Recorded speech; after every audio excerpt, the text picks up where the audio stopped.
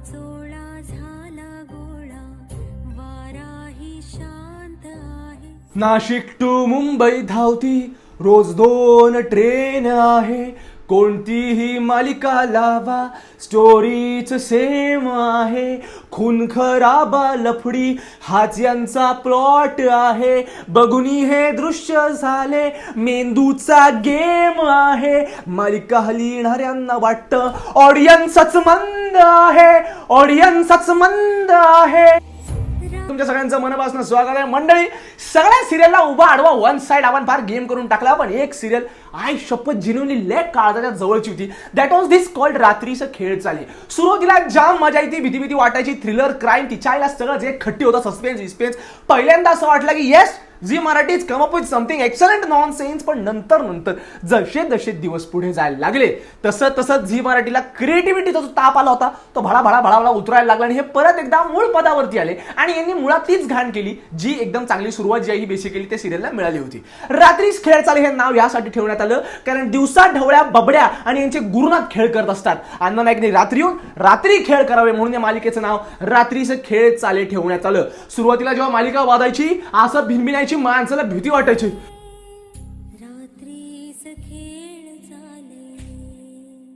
सुरुवात या सिरियलची जानी दुश्मन सारखी झाली होती. पण आता 3ऱ्या सीझन पर्यंत या सिरियलचा गोलमाल तयार झालाय. बघावा, हसावा, डोळे दाबावे का टीव्ही फोडावा या कृत्यांपैकी नक्की पहिलं काय करावं हेच मनुष्य प्राण्याला कळत नाही. आणि ह्याच सिरियल बद्दल आज तुमचा भाऊ तुमच्याशी बोलणार आहे. वेच रात्रीच खेळ चाले.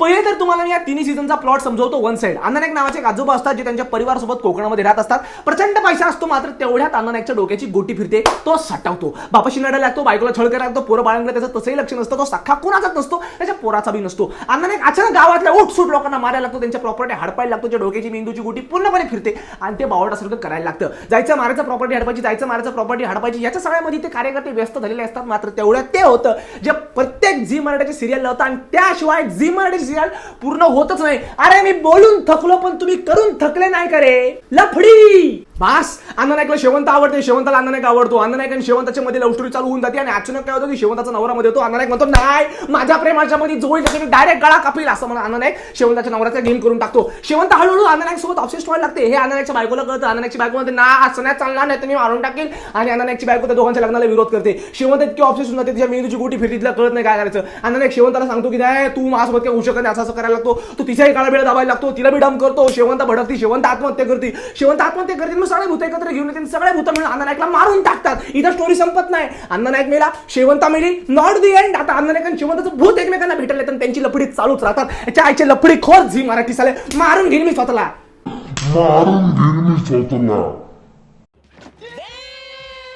एवढी लफडी करायची कॅपॅसिटी यांच्याकडे येते कुठून? अरे असं काय यांच्या पुरुषांमध्ये यार नॉनसेन्स. तो गुरुनाथ झाला, अरे तो बबड्या झाला, अरे आता अण्णा नाईक पण करे. अरे म्हणजे आमच्याकडे सिंगल पोरनी कुठं जायचं? अरे हा काय विषय? हा त्याच्या अर्ध्या वयाच्या पोरीला पटू राहिला, हे दुःख नाहीये. त्याला त्याच्या अर्ध्या वयाची पोरी सेट पण होते. कसं होतं? असं कुठं होतं का? अरे वास्तविक संबंध नाही आम्हाला माहितीये, पण मग काही बी दाखवाल का तुम्ही? काही दिवसांनी मला असं वाटायला लागलंय की जगातल्या सगळ्यात हँडसम माणसांच्या यादीमध्ये 3 नंबरला टॉम क्रूज, 2 नंबरला यो कोण पाखरू आहे? हँडसम मेनची यादी ना काय? हा का? आणि नंबर 1 ला येणार अण्णा नाईक, झी मराठीचा हल्क होगन. नॉनसेन्स. डायरेक्ट कसं काय एवढं म्हणजे काही बी दाखवू राहिले. आडझोड पुरी पुटू राहिला हा माणूस, लोकांना मारू राहिला. अरे बाबा प्रत्येक सिरियल मध्ये जर असं तुम्ही करायला लागले ना तर मी शपथ सांगतो तुम्हाला माणसांच्या मेंदूचा भ्रष्टपणा आहे ना डायरेक्ट अलग लेवलला पोहोचाल. लोक उठसूट काम धंदे सोडून पुरी पटवायला लागतील. येड्यांनो अण्णा नाईक सारखी अक्कल नाही, पण अण्णा नाईक सारखा पैसा सगळ्यांना हवा. आणि त्यामुळे सांगतोय डाउनलोड करा जंगली रमी ऍप्लिकेशन. भारतामध्ये 25 मिलियन पेक्षा जास्त युजर्स आहेत आणि तुम्ही ऍक्च्युअली रमी खेळून मोठी रक्कम जिंकू शकता. त्यांच्या ऍपवरती असंख्य टुर्नामेंट्स आहेत, तुम्ही फ्री मध्ये पण जॉईन करू शकता किंवा पेड टुर्नामेंट्स मध्ये सुद्धा आपण भाग घेऊ शकता. सध्या चालू आहे RPL 10 टुर्नामेंट सिरीज, ज्याचा प्राइस पूल 6 कोटी रुपये आणि 1 जूनला त्याची फायनल होणार आहे. पहिलं प्राइस 50 लाखांपेक्षा जास्त आणि लीडर बोर्ड मध्ये पहिले 350 जे लीडर्स असतील त्यांना याच्यामध्ये पार्टिसिपेट करता येणार आहे. या ग्रँड फिनालमध्ये पार्टिसिपेट करून ती रक्कम जी आहे हे जिंकता येणार आहे. लास्ट इयरचे विजेते केतन मकवाना अहमदाबाद वरनं Hyundai i20 कार जिंकले. एवढंच नाही, मागच्या 5 वर्षापासून जंगली रमी खेळतात और साधी 7 जानेवारीमध्ये ते रॉयल एनफील्ड सुद्धा जिंकले. कोण म्हणता का रमी हा नशिबाचा खेळ आहे, सगळा डोक्याचा खेळ आहे. डोकं वापरा वन साइड, वारंवार तुम्ही जिंकू शकता. एकदा जिंकले विषय संपला असा विषय नाही. डोकं वापरा आणि जिंका वन साइड. आणि त्यांची ऑफर सुद्धा आहे की तुमच्या फर्स्ट डिपॉझिट वरती तुम्हाला 100% कॅशबॅक सुद्धा मिळतोय. ची प्रोसेस एकदम सिंपल आहे. 0 फी घेतात आणि डायरेक्ट बँकेत पैसे येतात वन साइड. हे बघा सध्या कुठूनही पैसे काढायचे म्हटले तरी केवायसी करायला लागतं. जंगली रमीतनं बँकेत पैसे घ्यायचे असतील तर केवायसी करा. तो केवायसी करा, संपला विषय. हे ॲप तुम्हाला प्ले स्टोर वरती सापडणार नाही, पण ऍप स्टोर वरती आहे. आणि ज्यांना ज्यांना डाउनलोड करायचे डिस्क्रिप्शन मध्ये लिंक दिली, टाचकन क्लिक करा आणि डाउनलोड करा जंगली रमी. तेच शेवंताचा पण दोष नाहीये. शेवंता इतकीच चांगली आहे, मी तुम्हाला सांगतो. तुम्ही हे शॉर्ट बघा, म्हणजे पागल सगळे पोरं आहेत ना, एकदम पागल होईल, मेल्ट. मी तरी काय करणार नोकरीला. काय मिळतं काय हो तुम्हाला या नोकरी, सरकारी नोकरी? काय फायदा काय तुमच्या या सरकारी नोकरीचा? किती चांगली बघा ना. अगं बाई, म्हणजे पहिल्या पोरांनी धडपड करून सरकारी नोकरी मिळवावी म्हणजे बायको चांगली भेटेल. कशी बशी मदत करून पोरांना सरकारी नोकरी लागती, बायको चांगली भेटती. आता नोकरीसाठी बाहेर जायला लागतं, त्याच्यावर बायको कटकट करती. आणि सरकारी नोकरी मिळाल्यानंतर चांगली बायको मिळती, पण त्या बायकोचा अफेअर चालू होतं. अरे मला सांगा, नॉर्मल माझ्यासारख्या माणसाने करावं तर काय करावं? अरे सरकारी नोकरी करावी, लग्न करावं, लफडी करावी, काय करावं? काय म्हणजे मेंदूचा भुगार आहे डायरेक्ट भुई सपाट. पार ते रोलर फिरू राहिले आमच्या आखलेवरनं तुम्ही. अण्णा नाईक आणि शिवमताची लव्ह स्टोरी ज्या टायमाला सुरू झाली, म्हणजे तो जो सीन आहे तो मला असं वाटतं की अखंड महाराष्ट्र युवकाच्या मेंदूमध्ये डायरेक्ट फिट झालेला आहे. फिट.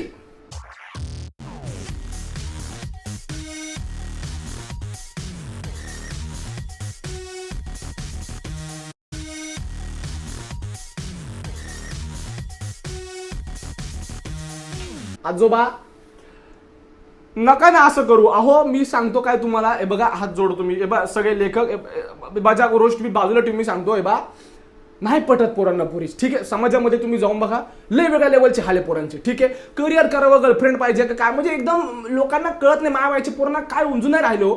आणि जर तुम्ही मला सांगा ते बिचारे स्ट्रेस फ्री करायला टीव्ही बिव्ही लावून राहिले आणि त्या टीव्हीमध्ये जर तुम्ही उठसूट लफडी दाखवायला लागली, तर महाराष्ट्रातले युवक जे आहे त्यांच्या मेंदूचा परिणाम होणार नाही का? त्यांच्या मेंदूचा गाचकन छोटा मेंदू पुढे येणार नाही का? मला सांगा बरं तुम्ही. ते जर उतरलेच रस्त्यांवरती तर तुम्ही काय कराल? अरे मारून घेऊन आम्ही स्वतःला अभ्यास करा की.